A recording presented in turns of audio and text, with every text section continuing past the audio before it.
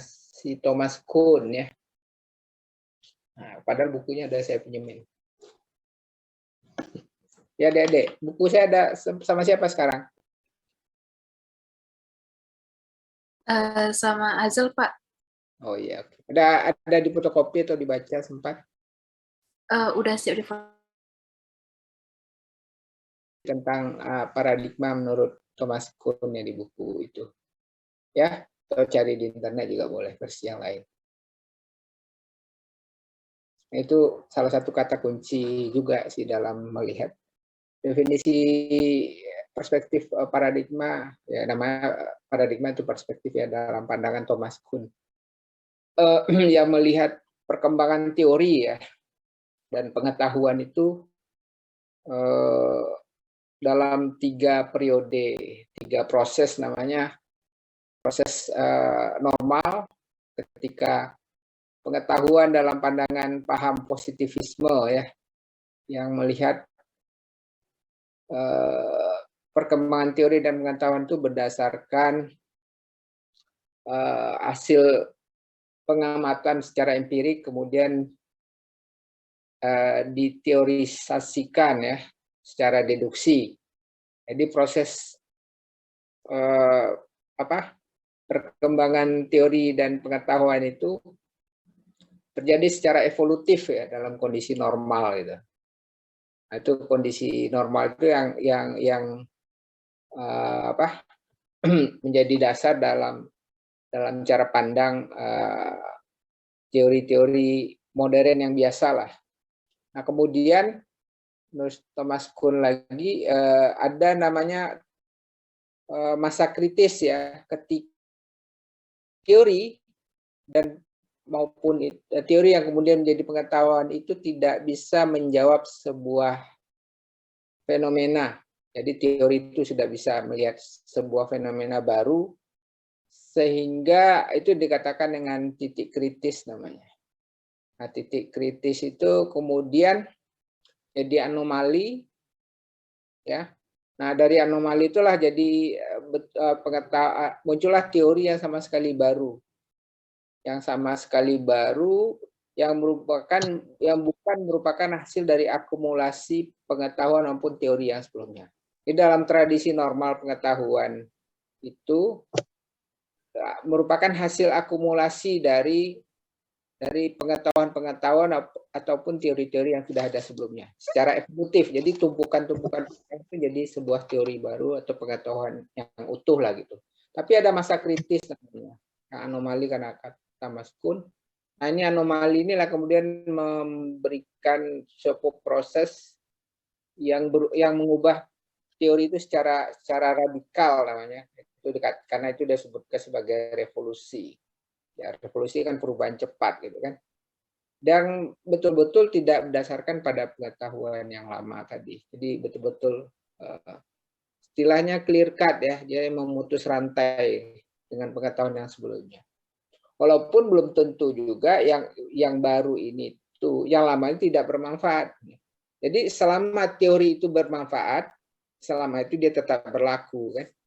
Jadi dari apapun itu yang mungkin sekarang jarang dipakai, tetapi dia masih berguna untuk kehidupan sehari-hari, dia tetap berlaku. Begitu juga dengan teori yang sama sekali baru, dia akan tetap berlaku.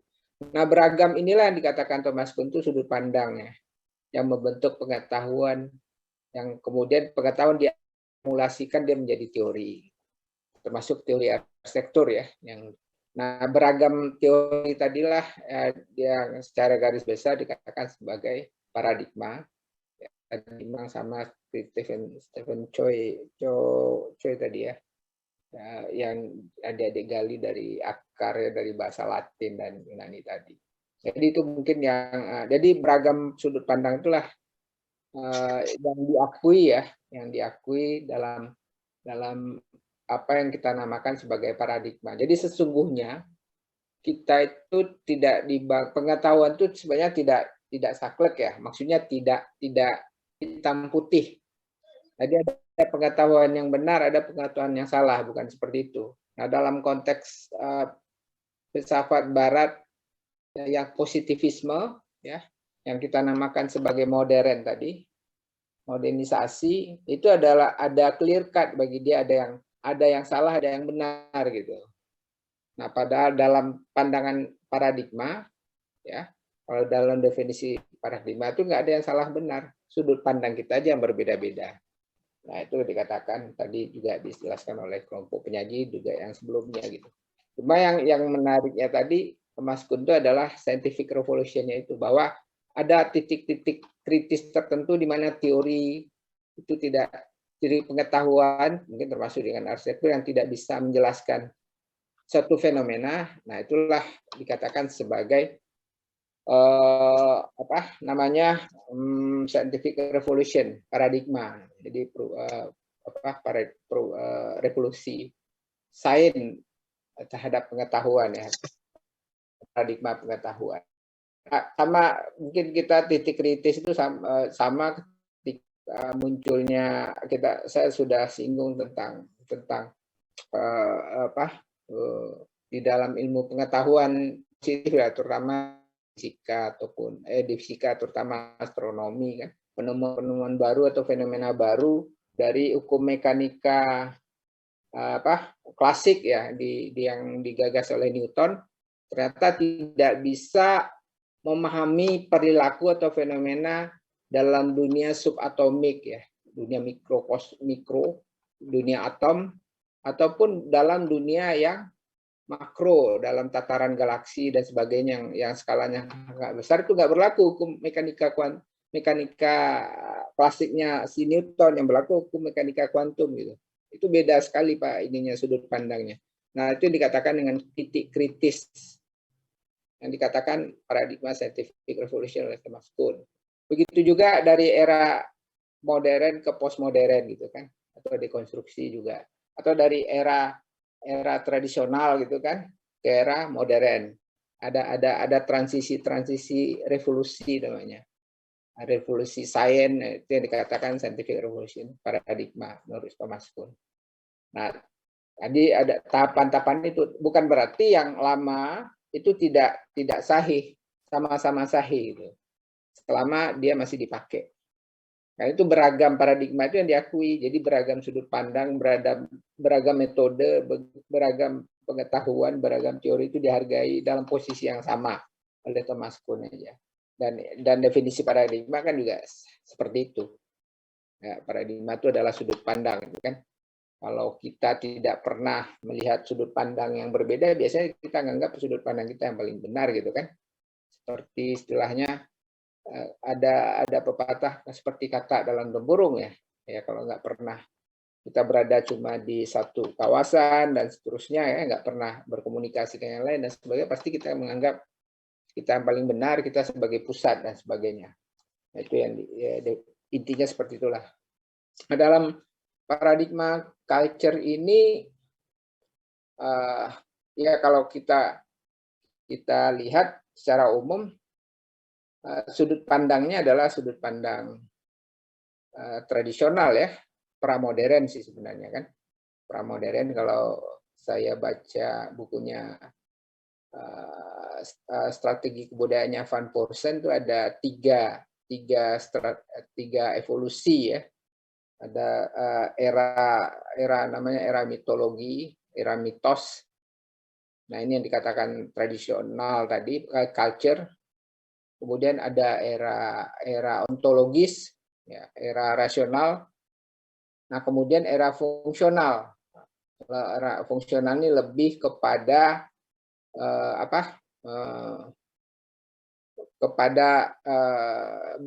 segala sesuatu yang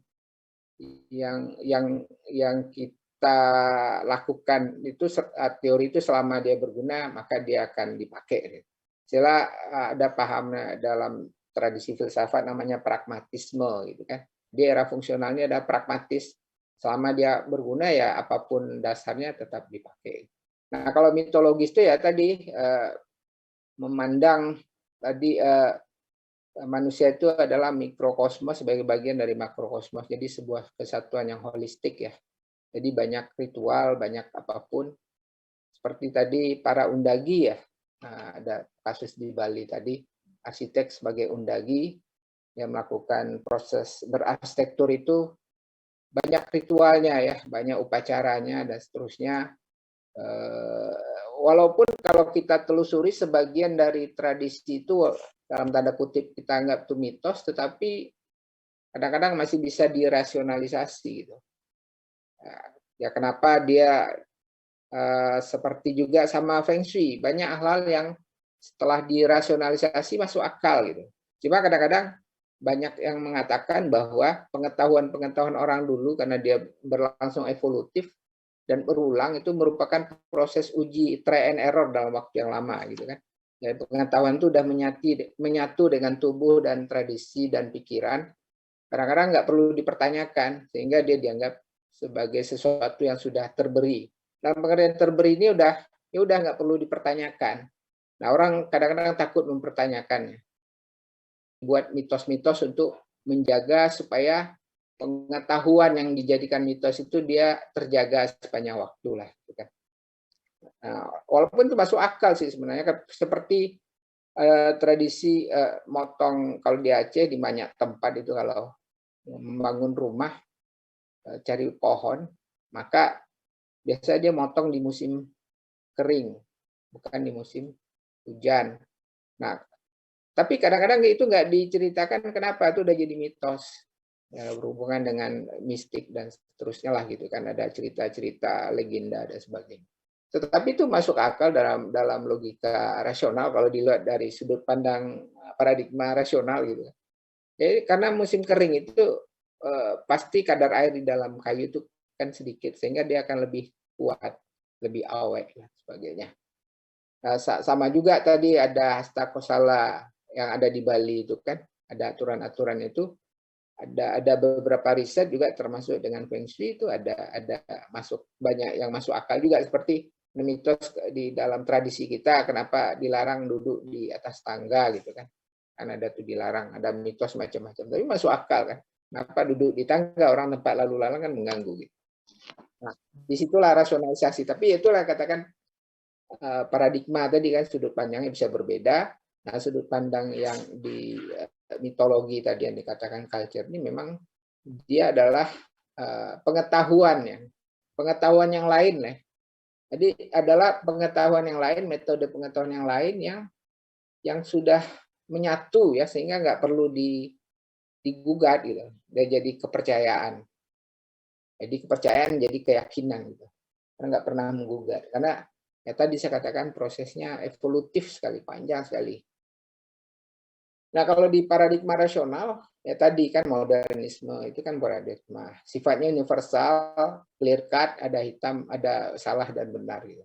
Kalau tidak sesuai dengan rasio, tidak bisa dibuktikan secara empiris, ya oleh Pancendra itu dianggap tidak rasional namanya ya. Paradigma itu dianggap tidak rasional. Nah, itu bentuk-bentuk yang hadir, saya katakan sebelumnya kan bentuk-bentuk yang universal tadi ditanyakan. Universal gitu kan, yang bisa diletakkan dimanapun. Jadi dalam tradisi rasional, ya geometri sebagai representasi dari rasional dalam segi bentuk dan ruang itu kan. Yang kalau yang lainnya itu adalah matematika, maka dia bisa diletakkan di mana saja bentuk-bentuk universal ini, tanpa perlu mempertimbangkan tempat atau konteks namanya kan.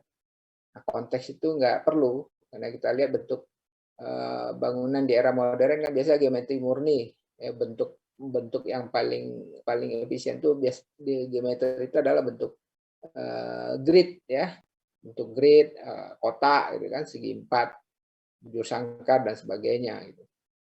Nah, bentuk-bentuk ini yang hadir di seluruh dunia sama gitu, nggak bisa membedakan apakah nih bangunan diletakkan di daerah iklim tropis di Indonesia, di Jepang, di New York, di Eropa sana, di London itu sama semua. Itu yang dikatakan konsep universal. Ya, universal karena 1+1 dimanapun kan sama ya. Di Indonesia, di Amerika dan sebagainya sama. Rumus-rumus juga kurang lebih sama lah, gitu kan. Nah, coding juga sama sih, bahasa matematika kan seluruh dunia sama lah ya. Nah itu dikatakan konsep universal.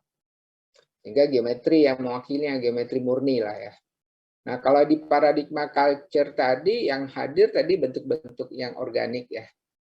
atau dia ada keranjang gitu. Jadi nggak ada bentuk garis lurus yang total lurus atau sebagainya lah. Karena yang jadi acuan itu adalah alam, ya, acuannya adalah alam yang kita tidak akan temukan bentuk yang betul-betul murni geometri. Karena geometri itu cuma ada dalam pikiran sebenarnya kan, dalam alam realnya nggak ada bentuk geometri murni, nggak ada garis lurus betul-betul lurus, nggak ada lingkaran yang betul-betul mulus lingkaran dan sebagainya. Itu hanya dalam pikiran ya, tapi nggak ada dalam real. Nah, di era culture kan, tadi ada contohnya kan yang hadir bentuk-bentuk seperti itu sih. Ya, bentuk-bentuk organik yang banyak. Dalam bentuk yang ekstrimnya adalah mimesis ya. Mimesis, mimikri. Pernah istilah mimikri atau mimesis itu adalah mengcopy paste apa yang ada di alam. Ya tadi kan di Bali itu kan suka bikin patung mirip sekali. Walaupun ada modifikasi macam-macam, orang Bali itu jago kali itu patung. Nah, itu kan mimesis namanya, mimikri. Ya, makin lama makin mirip gitu kan. Ya dia yang ngambil bentuk-bentuk yang ada di alam gitu. Nah kalau di modernisasi kan rasional kan mensimbolisasi, istilahnya menstilisasi.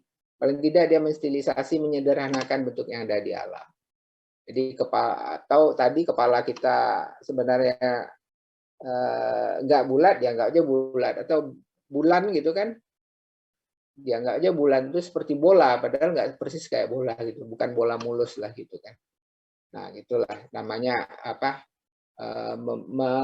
menyederhanakan ya, simplicity ya, kalau konsep dari modernitas dan konsep dari cara berpikir kepala kita tuh menyederhanakan apa yang ada di alam ya, semuanya disederhanakan. Saya katakan bahkan bisa disederhanakan jadi rumus kan, E sama dengan mc kuadrat gitu kan, ini jadi rumus aja. Energi ya, energi bisa diwakilkan massa dikali apa, kecepatan cahaya kuadrat ya, gitu aja kan itu menyederhanakan ya. Nah, simplicitas ya, dia bentuknya geometri ya, simpel juga, tapi kalau tadi kan agak lebih ini. Nah sedangkan posisi yang postmodern itu, paradigma postmodern itu adalah ya tadi cara memandang yang masih menghargai masa lalu tetapi juga menghargai masa sekarang. Jadi hybrid istilahnya kan. Kalau postmodern itu hybrid, jadi hibrida ya, menggabungkan antara yang lama dengan yang baru, itu yang dikatakan dengan postmodern. Walaupun ada postmodern yang ekstrim namanya dekonstruksi ya, tidak ngambil yang lama, tidak juga ngambil yang modern, dia yang pokoknya yang berbeda dengan yang modern, berbeda dengan yang lama, nah itu dikatakan dekonstruksi ya, itu adalah postmodern yang ekstrim. Jadi tidak mengacu kemanapun gitu. Yang penting beda lah. Jadi kata kunci dari paradigma dekonstruksi itu, bagian dari postmodern ekstrim itu adalah differ, menunda ataupun berbeda. Pokoknya saya beda dengan apapun ya udah.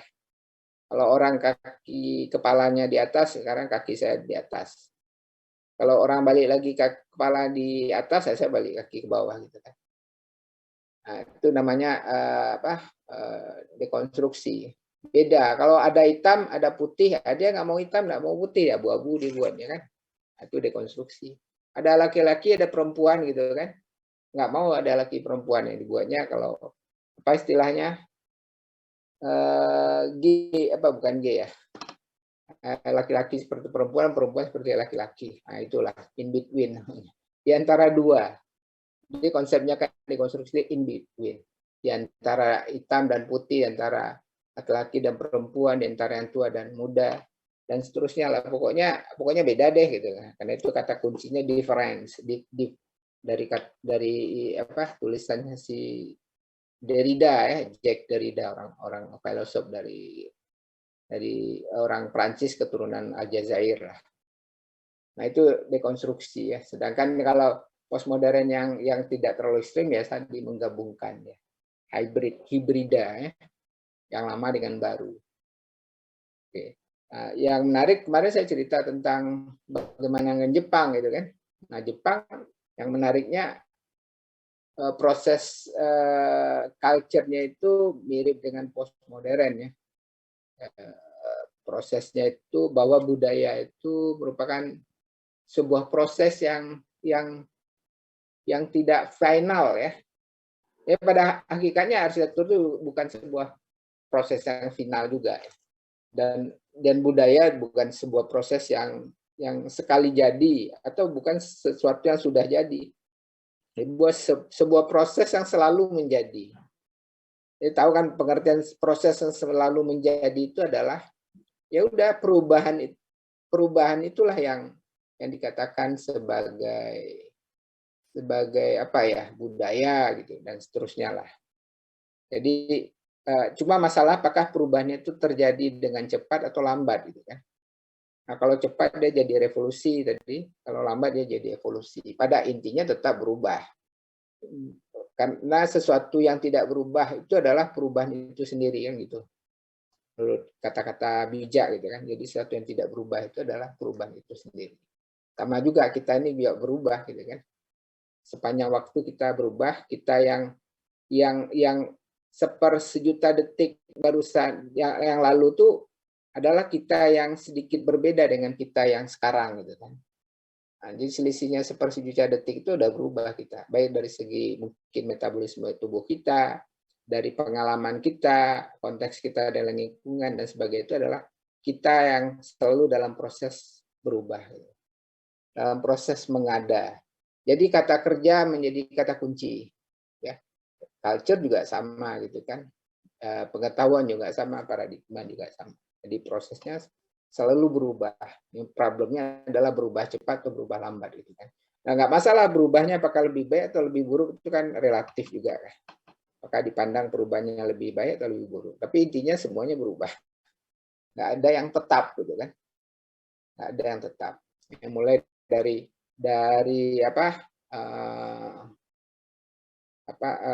Big Bang ya, dari ledakan pertama membentuk apapun yang ada di jagat raya termasuk kita ini, itu sampai sekarang dia selalu berproses gitu kan, berproses dalam proses menjadi. Nah, sejarah itu juga sama dan arsitektur itu juga sama, dia dalam proses selalu menjadi. Itu saya sering dikatakan bahwa arsitektur itu mungkin lebih tepat dikatakan mengarsitektur gitu ya. Ya, mengarsitektur bukan jadi tapi menjadi. Jadi kata kerja yang lebih tepat dalam menganalisis apapun adalah kata kerja, karena kata kerja itu adalah proses, sedangkan kata benda itu ya sesuatu yang sudah jadi mati gitu kan, ya nggak berubah. Nah itu mungkin yang ini kan. Nah di Jepang yang kemarin saya singgung ada beberapa arsitek ya yang menginterpretasi Jepang, ruh Jepangnya tetap ada tapi dengan proses menjadi yang lebih dinamik lah gitu. Tidak terlalu copy paste, tidak juga mimikri gitu kan. Mimikri itu kan yang copy paste dari bentuk alam total. Gitu. Banyak sih arsitek kontemporer Jepang yang muda-muda seperti Junya Ishigami, adik-adik mungkin bisa cek di internet yang nama Junya Ishigami, itu arsitek muda Jepang. Di mana dia ada pusat workshop yang ruh Jepang itu masih terbaca karena kita tahu bahwa ruh Jepang kemarin adalah keheningan ya, keheningan, sunyata kalau bahasa kontemporer itu sunyata ya, bahasa kita, senyap ya. Nah, itu memang saya coba share di sini ada ininya, saya share ya, Jepang itu. Ini ada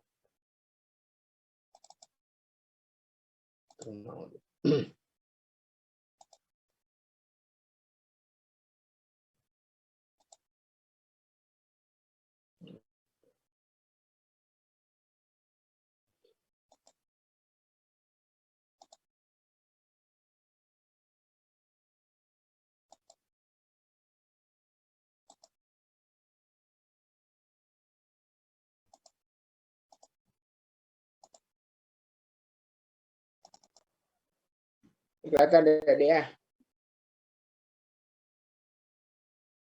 Sudah kelihatan, Pak. Ini karya dari Shinya Shigami, arsitek muda Jepang. Ini orangnya. Kita lihat kejepangannya itu masih kebaca. Ini Institute of Technology Workshop Kanagawa. Ya, ini ada macam workshop gitu. Kita lihat bentuk simplicity-nya dapat, tapi simplicity bukan dalam pengertian rasional ya. Bukan dalam pengertian rasional ibarat, tapi simplicity-nya dalam rangka menerjemahkan ide tentang kekosongannya Jepang. Ya, Zen, Buddhis, Shinto-nya itu kan konsep senyap, sening, sederhana, menahan diri, dan lebih meruang. Jadi kesan meruang kosong itu lebih dominan daripada dia solid. Nah, kita lihat yang muncul bentuknya ya pasti bentuk geometrik. Kemudian lebih banyak merongga ya. Rongga, kesannya kosong itu dan melayang. Jadi lihat nih tiang-tiangnya kurus-kurus sekali. Strukturnya putih,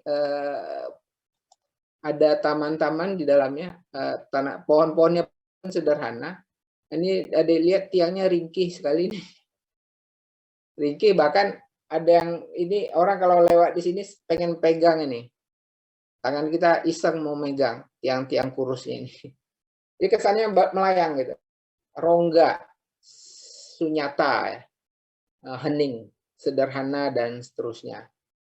Ini Shinya Shigami. Hampir semua karya-karya dia seperti itu. Jepangnya dia tetap muncul gitu. Walaupun kita tahu, nah ini juga sama yang di interiornya di dalamnya. Walaupun kita tahu Jepang ya ini akarnya tradisionalnya. Nah, prinsipnya kan lebih bisa katakan lebih simpel daripada Cina kemarin kan. Sehingga terlalu banyak ornamen yang dihajar lah gitu, terutama pada rumah tinggal. Nah, ini yang kan sama sekali beda gitu. Nggak kebaca kita ini di copy, tetapi ruhnya yang diambil di sini, ya. Jadi konsep ruangnya apa istilahnya kemarin ruangnya itu lokal, bentuknya global, ya gitu. Strategi dalam desainnya. Jadi ruang Jepangnya kebaca, tetapi bentuknya global, bentuknya geometri global, ya. Bisa dibaca, tapi ruhnya itu dapat ruh Jepangnya. Nah, ini dikatakan proses menjadinya Jepang. Tidak harus menaruh atap Jepang gitu kan, atau ori ya, ori yang gerbang Jepang itu. Nah, sama juga karya Souru Fujimoto, sama. Ini karya dia, kayak seperti instalasi. Kan melayang ya, transparan, meruang, senyap, putih ya rata-rata ya, monokrom. Ini kan sama sekali kontemporer kan, tapi ruh Jepangnya dapat ini. Jadi ruangnya lokal, bentuknya global, bentuk fisiknya global. Jadi katakan bisa juga nih hybrid ya. Tapi hybrid nggak dalam bentuk fisik, tapi ruang, antara kombinasi ruang dengan bentuk lah. Ini karya Fujimoto House nih. Ini rumah tinggal nih, kebayang nggak kayak gini? Ringkih, putih, transparan. Ini rumah tinggal. Nah, menarik rumahnya ini sangat fleksibel gitu kan, sangat efisien ya. Dan karena memang Jepang itu efisien ya. Ya karena saya katakan culture-nya juga dipengaruhi oleh alam sih. Akar kata juga konteks juga ya. Konteks Jepang yang sangat susah sumber daya, padat, penduduknya banyak dan sebagainya, maka dia harus efisien. Nah, efisien itu muncul dari cara berpikir, cara hidup, dan juga cara berkarya lah. Nah, jadinya seperti ini gitu kan. Nah, yang menarik Jepangnya itu ruh Jepangnya tetap ada. Ini yang kontemporernya agak lebih senior kan, adik-adik tahu Ando kan. Sama gitu. Nih, Kadoan Floating Church. Gereja melayang. Mana nggak ada atap Jepang, tapi kondisi meditasi ya. Kesan sebagai ruang meditasinya, senyap, sunyata, udah bahasa kita kan. Hening, meruangnya itu sangat kuat pada floating. Kebanyakan juga. Ini sama kan, simple. Simplicity gitu kan. Tapi simplicity paradigmanya itu beda, bukan pakai paradigmanya rasional gitu. Paradigmanya tradisional. Paradigmanya tradisional tapi bentuknya itu jadi global. Simplicity juga Jadi di sini jadi tatanan itu bukan golden section atau geometrinya rasional, tetapi dia pakai konsep Zen, Shinto, Buddha tadi ya, konsep meditasi lah, meditasi Jepang, pengendalian diri dan sebagainya. Nah ini contoh-contoh tentang Jepang yang sampai sekarang terus berkembang arsitekturnya, termasuk bangsa yang sangat berhasil ya membuat transformasi arsitektur Jepang bisa dikenal di mana-mana gitu ya, dan karakter kejepangannya tetap kuat sampai ke komik gitu kan, adik-adik lihat ke komik, kemudian di gaya pakaian gitu-gitu, ada yang mengatakan tetap ciri Jepang itu kuat walaupun dengan gaya fashion yang kontemporer, tapi kejepangannya juga tetap. Di komik juga ada ciri Jepangnya dan seterusnya lah. Sebelum tren Korea, sekarang kan sebelumnya orang gila-gila dengan Jepang ya, budaya pop Jepang, K-pop. Sekarang K-pop, dulu ada J-pop Jepang ya, dan seterusnya lah. Dia tahu ikebana, tradisi merangkai bunga gitu kan, lipat kertas ya.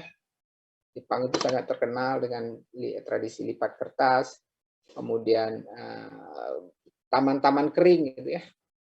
Taman kering Jepang seperti apa? Biasa mereka memanfaatkan bahan-bahan bekas juga, dan yang paling pasti adalah kesan sederhana Jepang itu yang sangat kuat.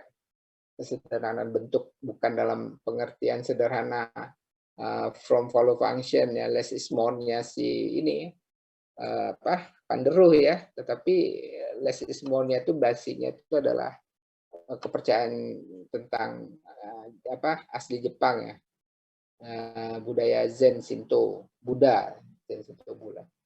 Seperti ya biksu-biksu di agama Buddha kan simpel ya, pakaiannya emang oranye, tapi rambut diplontosin. Kan perempuan pun kalau jadi biksu kan dibotain kepalanya. Pakaiannya ya udah pakai kain itu aja gitu. Cara hidupnya ya kalau lapar dia makan, kalau udah terasa lapar belum makan, kalau belum lapar dia nggak makan gitu. Pengendalian diri. Nah, kalau di Islam kan sama kayak sufi ya. Nah ini contoh kontemporer ya. Oke, itu aja dari saya untuk tambahan. Ada pertanyaan? Jadi, Pak ingin bertanya. oh iya silakan. Bagaimana Pak jika paradigma itu kan misalnya tadi ada paradigma lama. Nah, itu paradigma lama itu kan bakal ada revolusi dari paradigma baru. Nah, paradigma lama itu apakah mengalami kelumpuhan gitu, Pak? Yaitu yang kalau misalnya dari buku dari yang Thomas Kuhn ini bilang kalau misalnya kan paradigma lama itu bakal ada kelumpuhan analitik atau tidak mampu memberi jawaban. Nah, itu apakah paradigma lama itu tetap ada atau emang paradigma lama itu bagaikan hilang gitu, Pak? Tidak dipublikasikan gitu. Dia bisa hilang kalau nggak dipakai. Ya, selagi masih ada yang memakainya, maka dia masih bisa bertahan. Tapi selama dia tidak dipakai total gitu, ketika ada revolusi saintifik, revolusi itu kan masa kritis ya. Ini kritis kan sering ada paradigma lama itu tidak bisa menjawab tantangan zaman lah ya, tidak bisa menjawab fenomena baru, kan perlu sebuah paradigma baru istilah. Nah ini dia bisa ditinggalkan dalam pengertian bisa sama sekali ditinggalkan apabila nggak ada yang menggunakannya lagi. Tapi selama dia masih dipakai, saya katakan tadi, yang lama tetap dipakai. Misalnya dalam tradisi tertentu masih ada percayaan tertentu yang bisa dijaga walaupun mereka hidup di masyarakat kosmopolitan ya, kan sering gitu. Kita aja kadang-kadang di masyarakat, pertama di negara kita lah ya, masyarakat kontemporer sudah sangat berpendidikan, tapi kadang-kadang masih percaya dengan mitos, kadang-kadang ya, dengan makhluk halus dan sebagainya, seperti itulah. Walaupun itu tidak ini juga sih sebenarnya. Nah, kan beda dengan Barat, kadang-kadang mereka sama sekali nggak percaya dengan hal yang seperti itu. ya itu mereka memang sama sekali memutus gitu kan sebagian. Nah kalau kita kan sering nggak sama, tidak culture lama itu masih ke bawah ya sampai sekarang ya, selama dia masih dipakai ya, karena mungkin problemnya kita masyarakat komunal ya, yang suka bersosialisasi lah gitu. Ini masyarakat yang salah satu ciri kita itu kan kegotong royongan itu sebenarnya umum sih gimana aja, sifat manusia sebagai makhluk sosial ya. Cuma di era modernisme yang sangat pragmatis yang muncul ke permukaan nanti individualistis gitu kan, mana ada gap-gap besar dalam strata sosial, budaya, ekonomi lah. Nah ini salah satu strategi tadi yang digagas oleh arsitek Bali tadi, dari kasus tadi yang menarik menurut saya. Bagaimana dia menghadirkan ruang-ruang yang tadi dalam tradisi Bali kan ada ruang-ruang transisi ya, yang bisa dipakai secara komunal. Ruang-ruang publik lah. Kalau di rumah Aceh itu kan kolong misalnya kan, dan antar rumah itu kan nggak ada pagar sebenarnya kan. Nah itu coba dihidupkan kembali. Ini kan salah satu strategi ruang dalam menghidupkan tadi ruang istilahnya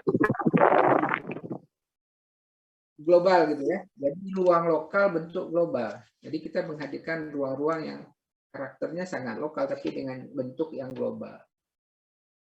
Ya seperti tadi kan di arsitek Jepang tadi kan banyak bentuknya sama sekali baru tapi karakter ruang Jepangnya kuat. Nah tadi juga sama. Menghadirkan tadi Banjar ya, tadi Banjar kan ruang-ruang tempat ada orang lewat, ada tamu duduk gitu kan, dia bisa istirahat di Banjar. Nah, sekarang Banjar kan dikunci semuanya, dan itu juga di dalam masyarakat individualistis orang kan ketakutan bikin pagar tinggi-tinggi ya, bahkan ada gated community ya, jadi komunitas eksklusif perumahan orang kaya kelas ekonomi tertentu yang dipagarin tinggi-tinggi gitu kan, sehingga orang nggak bisa berkomunikasi, bersosialisasi dengan baik ya. Nah itu kan jadi kalau ada terjadi konflik itu jadi potensi ya, potensi ya karena gated community tidak tersosialisasi sehingga memang kita tidak saling kenal ya antara satu sama lain. Nah dalam strategi lain kan juga kita lihat, saya baca kalau di dalam desain public building yang ada di Banda Aceh itu adalah museum tsunami ya. Nah itu sama kan, bagaimana menghadirkan ruang-ruang publik untuk jadi ruang saling silaturahmi lah, saling berkomunikasi di antara warga kota. Nah, itu strategi salah satu ciri dari arsitektur tradisional kita juga ya. Nah ini yang perlu dibaca ya, jadi bukan membaca arsitektur tradisional dengan corak baru itu bukan hanya dari segi meletakkan atap gonjong, atap Aceh, tulang angin ya, tapi mungkin ke ruang-ruang itu jadi kata kunci juga, bahkan lebih kreatif kita kan, seperti Jepang tadi nggak harus selalu muncul dengan atap-atap Jepang dengan bentuk Jepang yang lama, enggak, tapi ciri Jepangnya tetap ada, ruh Jepangnya muncul dari ruang. Oke, itu saja dari saya. Baik Pak, terima kasih banyak Pak untuk tanggapannya. Dan saya sudah lama dengan jadi apa ini udah kuliah malam kita bisa. Ya. Saya tutup bila taufik hidayah. Assalamualaikum warahmatullahi wabarakatuh. Waalaikumsalam warahmatullahi wabarakatuh. Terima kasih Pak.